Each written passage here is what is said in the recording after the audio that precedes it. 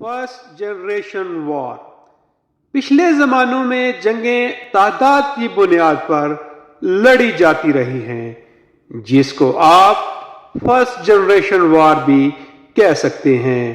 مطلب جس کے پاس ہزاروں لاکھوں کا لشکر ہوتا تھا، اس کی بہت زیادہ دہشت ہوتی تھی، جس کو دیکھ کر دشمن بھی لرز جاتا تھا۔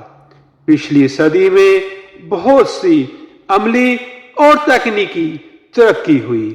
اسی دوران دنیا میں گزرنے والے حالات کے مختلف ماڈلز بنائے گئے، جس میں جنگوں کے ماڈلز کو وارفیئر ماڈل کے نام سے جانا جاتا ہے۔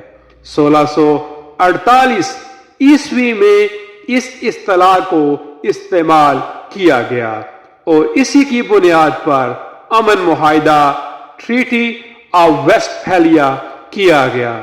یہ جنگ جرمنی اور دیگر ممالک کے درمیان تھی۔